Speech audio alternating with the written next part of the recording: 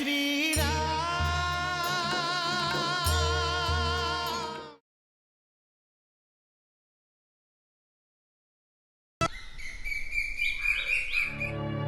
এই রণভূমিতে সেনার সঙ্গে থাকাটা অত্যন্ত আবশ্যক। তাহলে হনুমানকে সাহায্য করার জন্য কে যাবে? যদি আপনি আদেশ করেন তবে আমি, যুবরাজ অঙ্গদ, নল আর নীল যেতে পারি। ঠিক আছে। জয় শ্রীরাম! জয় শ্রীরাম! প্রভু, প্রভু,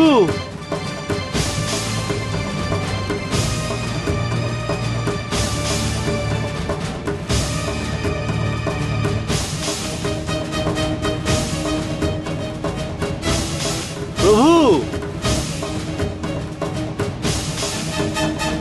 প্রভু, আমাকে কোনো সংকেত দিন। ভ্রাতা লক্ষণ,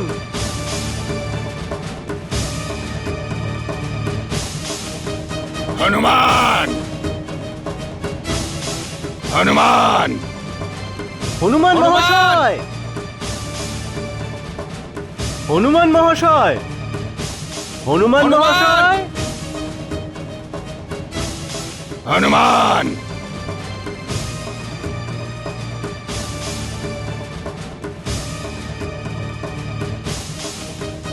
হে পৃথিবীর 10 দিক, বৃক্ষরাশি, বন জঙ্গল, আমাকে দয়া করে বলো প্রভু শ্রীরাম আর ভ্রাতা লক্ষণ কোথায় আছেন? আমাকে তোমরা বলো, আমি কি ওনাদের সঠিক দিশায় খুঁজছি?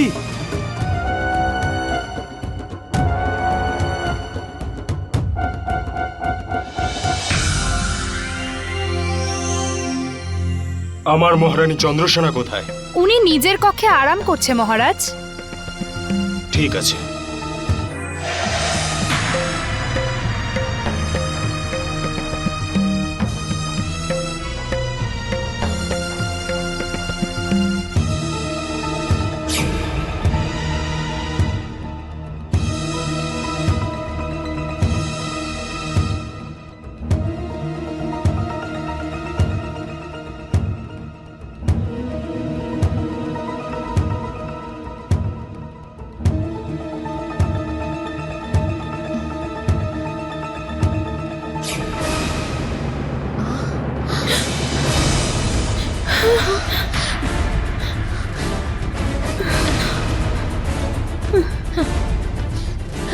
আমাকে একটু বিশ্রামও করতে দেবেন না আপনি?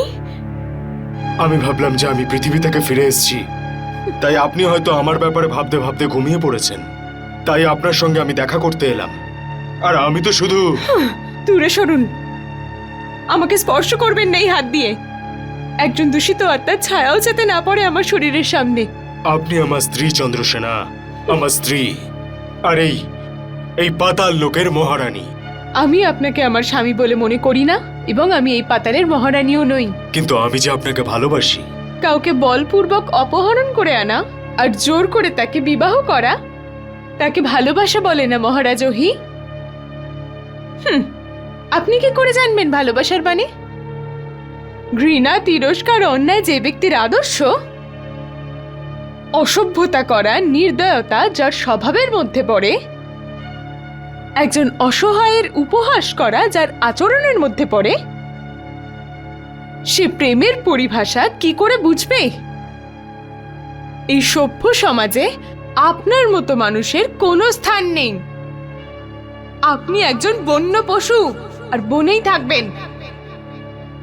কারণ সেখানে সবকিছু ভালোবাসা দিয়ে নয়, বলের দ্বারাই প্রাপ্ত করা যায়। তাহলে আমি বনের পশু, আর সবকিছু বলপূর্বক আমি আদায় করে নি। তাহলে ঠিক আছে, আপনি আমাকে বনপশুই ভাবুন, নাগকন্যা। এবার আমি আপনাকে বলপূর্বক লাভ করেই ছাড়ব।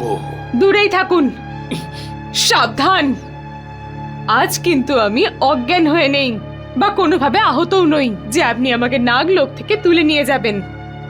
আজ আমার আত্মবল আমার সঙ্গে রয়েছে, আর আমি নিজেকে রক্ষা করতে পারি। চন্দ্রসেনা, আমি অমর, অপরাজেয়। আমাকে কেউ বধ করতে পারবে না, কেউ করতে পারবে না। ওম হ্রিং ক্লিং চামুণ্ডায় স্বাহা। ওম হ্রিং ক্লিং চামুণ্ডায় স্বাহা। ওম হ্রিং ক্লিং চামুণ্ডায় স্বাহা।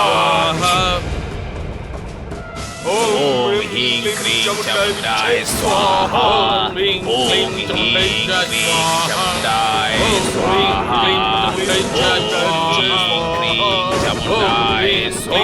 ক্লিং চামুণ্ডায় স্বাহা। ওম হ্রিং ক্লিং চামুণ্ডায় স্বাহা।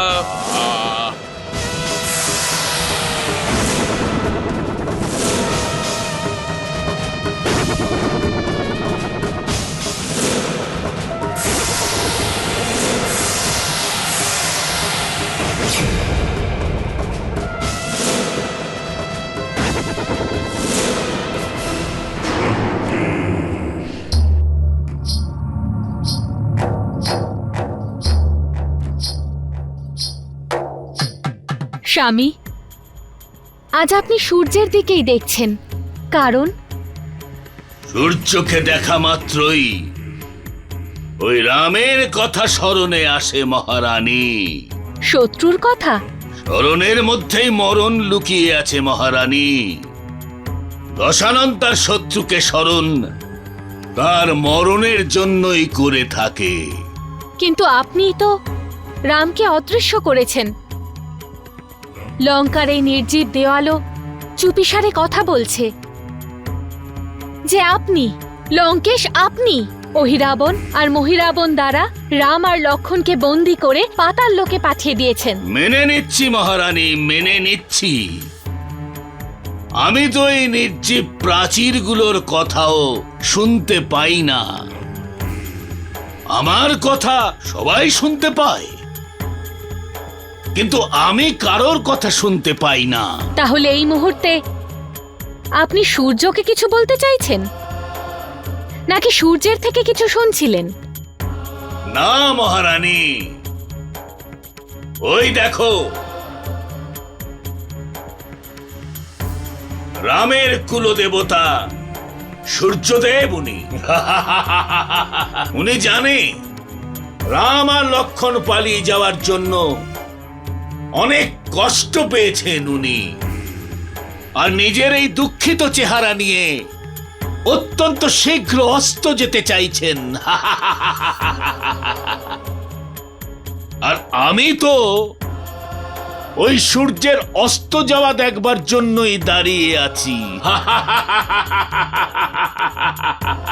আমার তো এখন এটাই মনে হচ্ছে যে আপনি শীঘ্রই সূর্যাস্ত। মাতা ত্রিজটা, আবার রঘুনন্দন আর সৌমিত্র নন্দনের অদৃশ্য হওয়া আর এই সূর্যাস্ত, এই দুয়ের মধ্যে কোনো সম্পর্ক নেই তো? যে দুষ্ট রাবণ অধীর আগ্রহে সূর্যাস্তের অপেক্ষা করছে? আমার মন বিচলিত হচ্ছে মাতা। অবশ্যই ওই কুটিল রাবণ কোনো মায়া করেছে। খোঁজ নিন মাতা। দুষ্ট রাবণ শীঘ্রই সূর্যাস্ত কেন চায়? খোঁজ নিন না মাতা। অবশ্যই পুত্রী, অবশ্যই।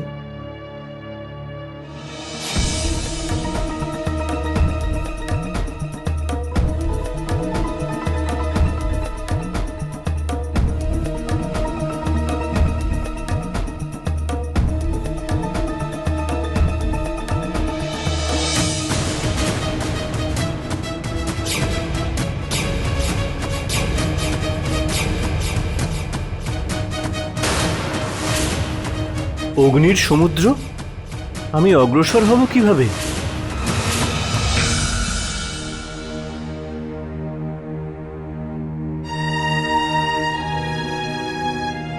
মাতা ত্রিজটা, কোনো সংবাদ পেলেন? ওই দুষ্ট রাবণ সূর্যাস্তের অপেক্ষা কেন করছে? আপনি কি কিছু জানতে পারলেন? বলুন না মাতা। কিছু বলছেন না কেন আপনি? সমাচার ভালো নয় পুত্রী। শুনতে চাও তুমি? সূর্যাস্ত হওয়ার পরে পাতাল লোকের স্বামী ওহি আর মহি নিজের দেবতার কাছে প্রভু শ্রীরাম আর সুমিত্রানন্দন লক্ষণের বলি দিতে চায়।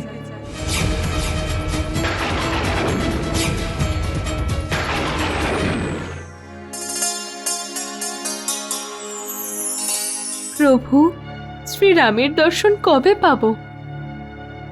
কবে থেকে ওনার দর্শনের জন্য অপেক্ষা করছি। শুধু ওনাকে একবার দেখার ইচ্ছা। ওনার স্ত্রী হয়ে নিজের এই জীবন আমি সার্থক করতে চাই। প্রভু শ্রীরাম আমায় দর্শন দেওয়ার জন্য এই পাতাল লোকে আসবে তো? আসবেন না, বরং এসে গেছেন। তুমি? রাম কি আপনার মনে জায়গা করে নিয়েছে? শ্রীরাম আমার জীবনের উদ্দেশ্য, আমার আত্মা, আমার প্রাণ উনি। তাহলে তো আপনার প্রাণ সংকটে রয়েছে প্রিয়। শ্রীরাম সংকটে রয়েছেন? এটা কখনো সম্ভব নয়। উনি তো অন্যদের সংকটের থেকে মুক্ত করেন। কিন্তু এখন ওনাকে আর কেউ মুক্ত করাতে পারবে না, কারণ রাম আর তার ভ্রাতা লক্ষণ এই মুহূর্তে পাতালে বন্দী রয়েছে। মিথ্যে কথা, অসম্ভব। তাহলে ঠিক আছে, এই মিথ্যা আর অসম্ভবকে তুমি নিজের চোখেই দেখে নাও।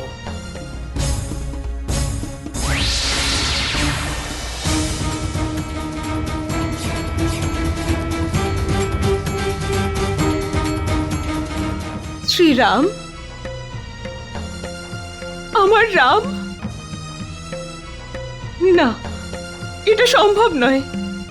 কি করেছো তুমি আমার শ্রীরামের সঙ্গে?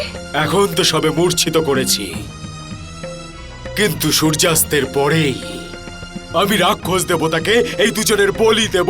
বলি। তুমি সেরম কিচ্ছু করবে না। কে আটকাবে আমাকে? কার ভিতরে এত সাহস হয়েছে যে আমাকে আটকাতে আসবে?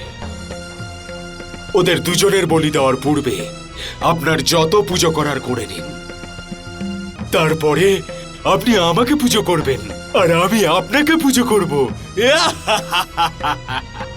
এরম করো না, শ্রীরামকে ছেড়ে দাও। আমি তোমার সামনে হাত জোড় করছি, আমি তোমার সব কথা শুনবো। শ্রীরামকে ছেড়ে দাও।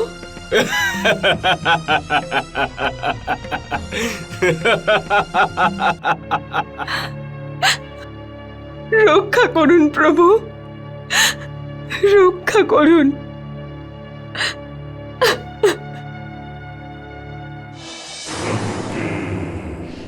মাতা, এই কেমন সংবাদ এনেছেন আপনি? পুত্রী, যখন আমি শুনলাম তখন আমারও তোমার মতোই অবস্থা হয়েছিল। এমন মনে হয়েছিল যেন মাথার ওপর আকাশ ভেঙে পড়েছে। কিন্তু এটাই সত্যি। প্রভু শ্রীরাম আর লক্ষণকে রক্ষা করার জন্য, পাতালে ওনাদের কাছে পৌঁছানোর জন্য হনুমানের কাছে অতটাও সময় নেই যে ও সূর্যাস্তের আগে সেখানে পৌঁছবে। এরকম বলবেন না মাতা। কিন্তু এটাই সত্যি পুত্রী। তাহলে কি ন্যায়, ধর্ম, নীতি, সদাচার এসবের পরাজয় হবে? না মাতা, এরকম হতে পারে না। কারণ লঙ্কা দহন সংকেত দিয়েছে যে রাবণ আর তার লঙ্কার বিনাশ নিশ্চিত। সীতা, মাতা, এর কি কোনো উপায় নেই? উপায় রয়েছে, কিন্তু সেটা অসম্ভব। কি বলুন না। যদি সূর্যাস্তই না হয়?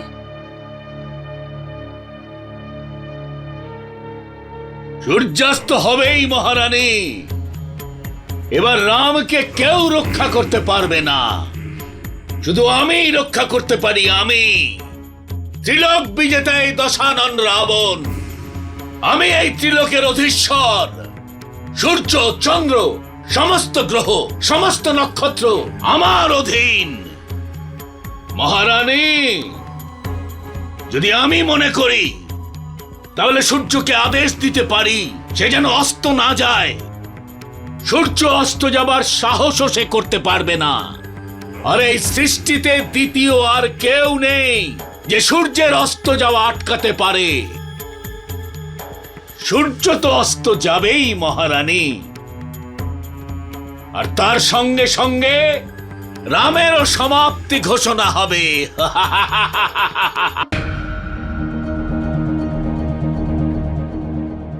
প্রণাম মহারানী। এত দেরি কেন করলে? বলো কি সমাচার রয়েছে? রাম আর লক্ষণকে রাক্ষস দেবতার কক্ষেই রাখা হয়েছে। ঠিক আছে।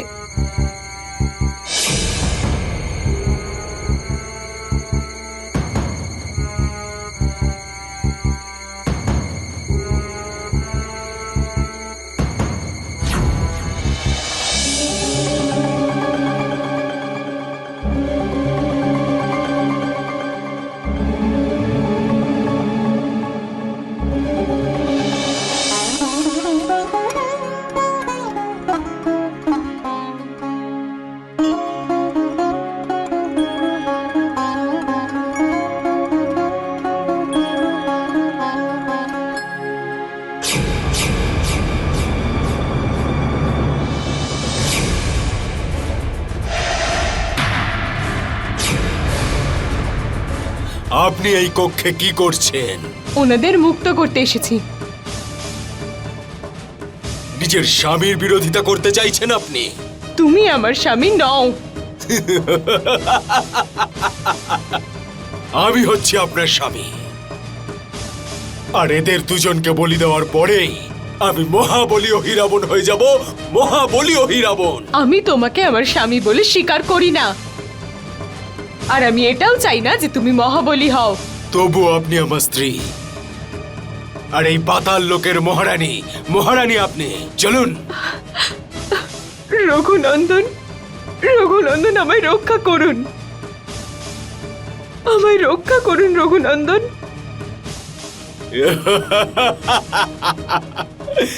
যারা নিজেদের রক্ষা করতে পারে না, তারা আপনাকে রক্ষা করবে। আমায় চলুন। রক্ষা করুন চলুন রঘুনন্দন, বলছি। আমায় রক্ষা করুন, আমায় রক্ষা করুন।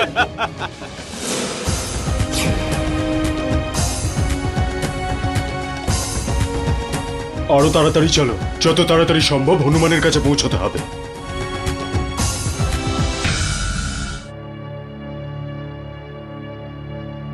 বানররাজ সুগ্রীব, আমাদের চারিদিকে যে অনিশ্চয়তা, তা মনের ব্যাকুলতা আরো বাড়িয়ে দিয়েছে।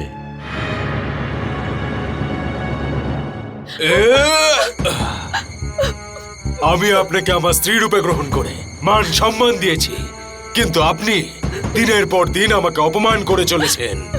আর আজ তো আপনি বিদ্রোহ করছেন। বিদ্রোহ। আজ সন্ধে হলেই আমার কুলদেবতাকে রাম আর লক্ষণের বলি দেওয়ার পরেই আমি আপনাকে শাস্তি অবশ্যই দেব।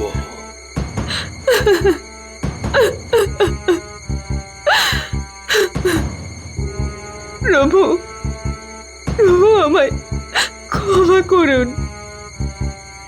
আমি তো আপনাকে এই দুষ্ট অহি আর মহির বন্ধন থেকে মুক্ত করাতে চেয়েছিলাম, কিন্তু